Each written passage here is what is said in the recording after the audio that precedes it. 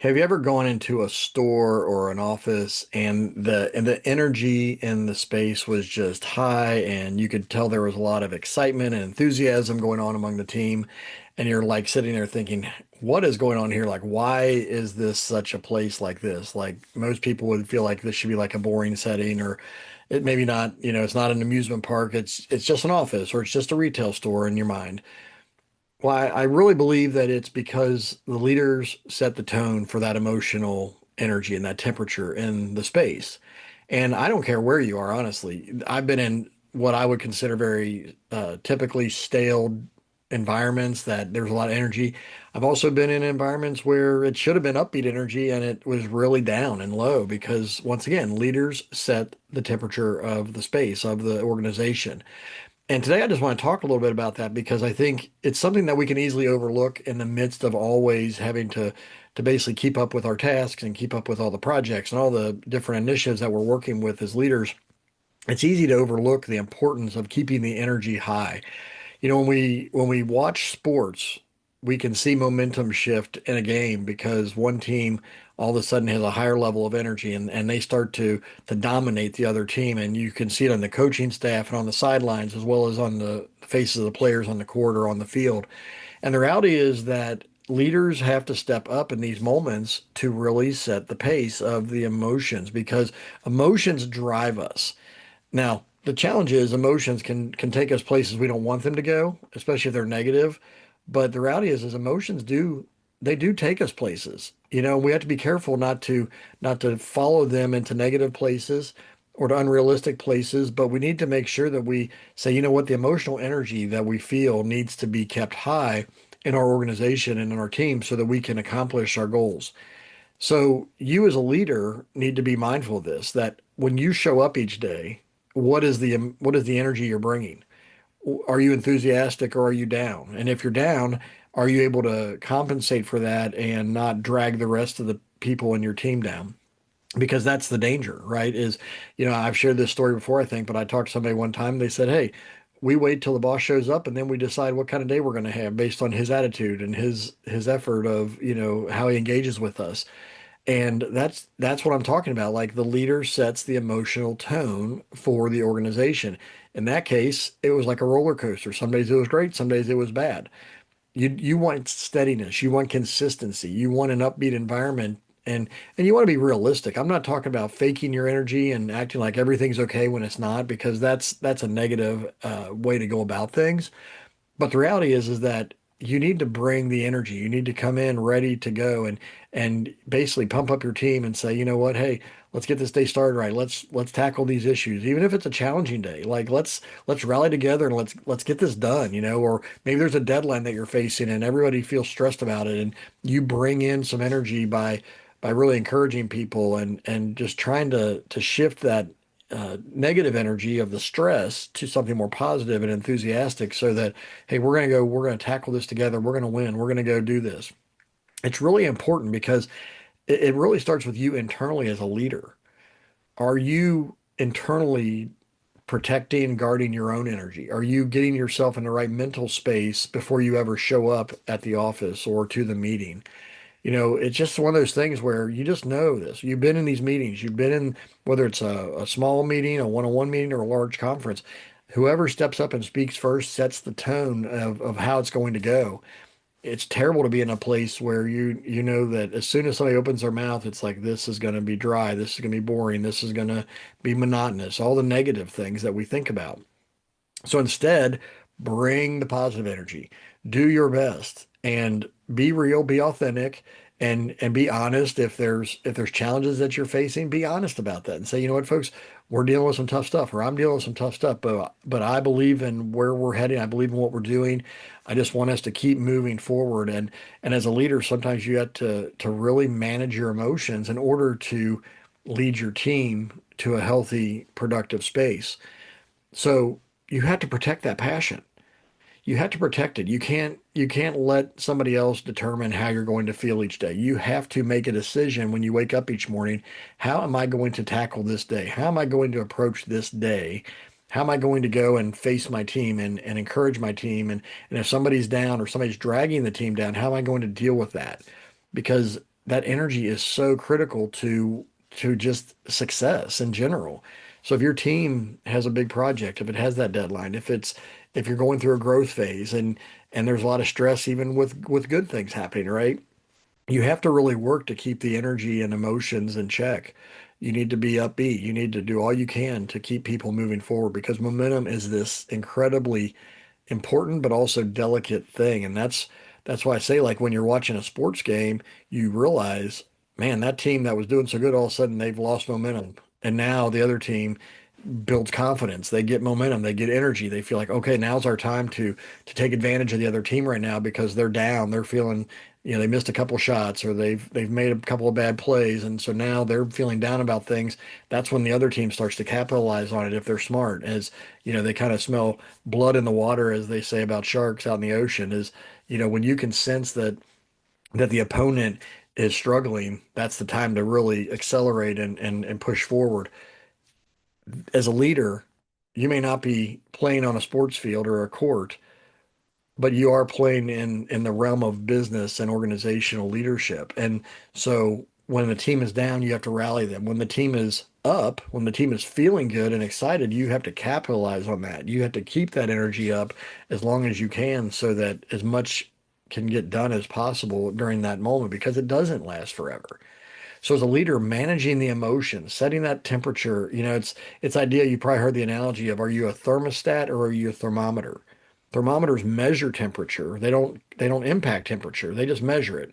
Whereas a thermostat actually impacts the temperature of the room. If it's hot, you can bump the thermostat down to make it cooler. If it's cool, you can bump the thermostat up to make it warmer. You as a leader have the opportunity, the ability, the capability to raise or lower the temperature. And so maybe you're in a meeting and things are running hot. People are stressed, people are frustrated, people are mad, angry about something. Then your job is to manage that energy, manage those emotions, and cool the temperature down and bring it back so that it's at a healthier pace. But if your team is really sluggish, maybe they're going through the motions, they're not really enthusiastic about anything going on, then you have to raise that temperature and you need to do what you can to get them moving in a better positive direction and more enthusiastic. So protect the passion that you have. Make sure that you're working on your own because it has a ripple effect on everybody around them. The other thing is you need to find ways to ignite other people. How do you light people up? How do you get people moving when maybe they're down? How do you get people moving when they're bored? How do you get people moving when they're stagnant?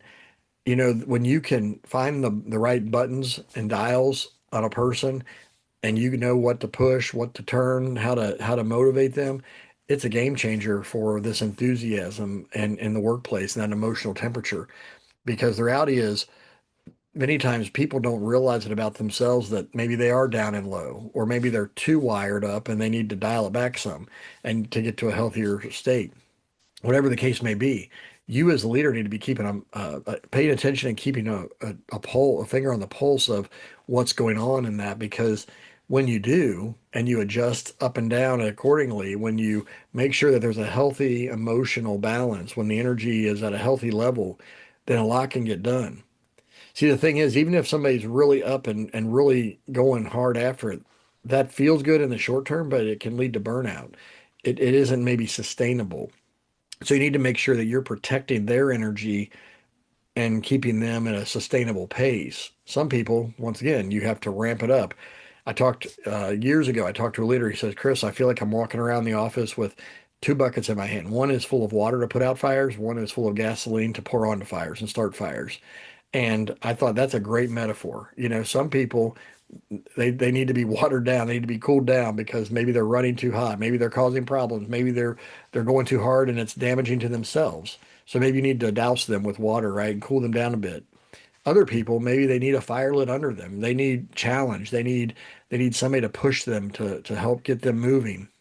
So being wise about this, reading the room, reading the situation, figuring out like what do my people need right now? What kind of energy do I need to bring? Do I need to dial it back? Do I need to ramp it up?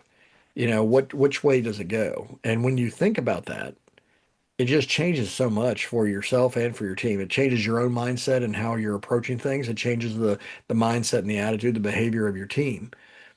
So, are you setting the emotional temperature in your organization, in your team, or are you letting somebody else do that? When I hear leaders talking about underperforming employees, one of the first things I start to think about is, well, what's causing that? What's the cause behind that underperformance? Is it something that is happening environmentally within the team or within the organization? Is something happening in that person's personal life that they're struggling? Is it a conflict among team members, or once again, are they bringing something to work from home that they're, maybe other people aren't aware of? But as a leader, you are responsible to kind of diagnose and assess what's going on and then helping that person. If somebody's really up and really doing well and they're hitting their numbers and they're accomplishing all their projects or whatever their responsibilities are, once again, tap into that. Figure out like what's the cause behind that? What is making them so successful right now? What has motivated them? What has been the reasoning for their success right now? Because then you can make a note of that, even if it's mental, that the next time maybe they're not hitting those numbers, maybe the next time they're not as successful as they are right now, you can do anything on your end possible to help them to get back to that space. So once again, as a leader, your energy matters. What energy you bring to the team, what energy you bring to the meeting, what energy you bring to whether it's customer facing or internal, it matters because you're setting the tone. You're being the model. You're being the example for your team members. So, are you getting yourself ready to tackle the day? Are you waking up with enthusiasm and excitement to go about your day, or are you rolling out of bed sluggish and just dreading to go into work? And you're kind of that Eeyore kind of personality that's going to drag yourself down and drag other people down around you? Or are you the person that gets out of bed and says, you know what, today's going to be a great day. I don't know what all's coming my direction, but I'm going to make sure that I'm going to make the most of it. I'm going to do my best. I'm going to bring the energy. I'm going to try my hardest. I'm going to pay attention to what's going on in my team members. I'm going to focus on what needs to be addressed. And you go in, literally, how you wake up, how you get your day started changes and can change the entire trajectory of the day. How you start matters. John Maxwell said one time that it's not just all's well that ends well, it's all as well that begins well. When you actually start well, you can gain early momentum and actually get that excitement and get that enthusiasm going for yourself and for your team. Maybe you're working on a project and just getting going might be a challenge. Well, if you can find a way to really plan and start it out well, then you can get that early momentum and you can really start to make a quick impact. But maybe there's, once again, maybe you're going up against some challenges, and how you approach those challenges, how you speak about those challenges, how you engage your team about those challenges matters. So how do you show up? What is going on in your head? What is going on in your heart and your body when you show up to your meetings and show up to your workplace, show up to your relationships? Are you being enthusiastic? Are you going saying, look, we might be facing a tough time. It might be challenging right now, but we're going to get through this. And so you're basically kind of speaking life and hope to your people, to your team. Or are you commiserating with negative people and saying, you know what? Yeah, it stinks and we just got to plow through it. And you basically just have this low energy, this, unhopeful attitude. How you show up matters. So I want to encourage you. What kind of temperature are you setting for your team? Are you raising it up and motivating people, or are you watering it down and demotivating people? So much of it is within your control, even if you haven't really thought about it before.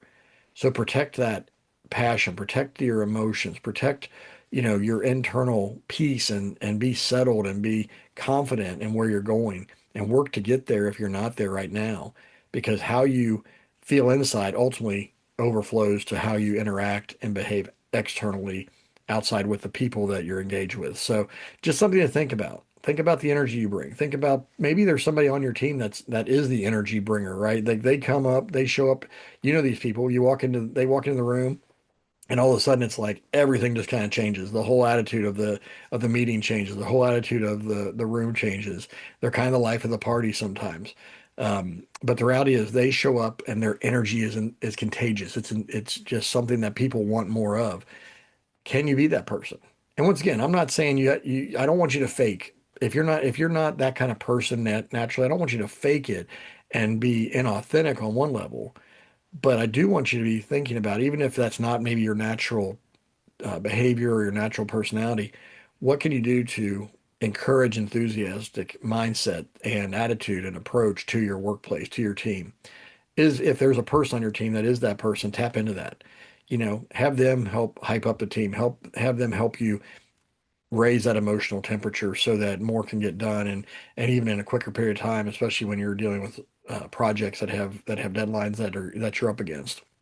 So find ways, whether it's you, whether it's somebody else on your team, whether it's some kind of a thing that you do. Sometimes you could turn on music in the office and it kind of changes the atmosphere. Sometimes you bring some snacks to the office. Sometimes you take everybody out of the office and you go do something fun to kind of break up the monotony of things. Whatever it may be, find ways to boost that energy and make sure that energy is at a sustainable, healthy pace, not just so you're running high on energy that you crash, but that you're saying, you know what, we're going to work with energy, we're going to give our best, and we're going to be consistent about this so that we can ultimately have more success.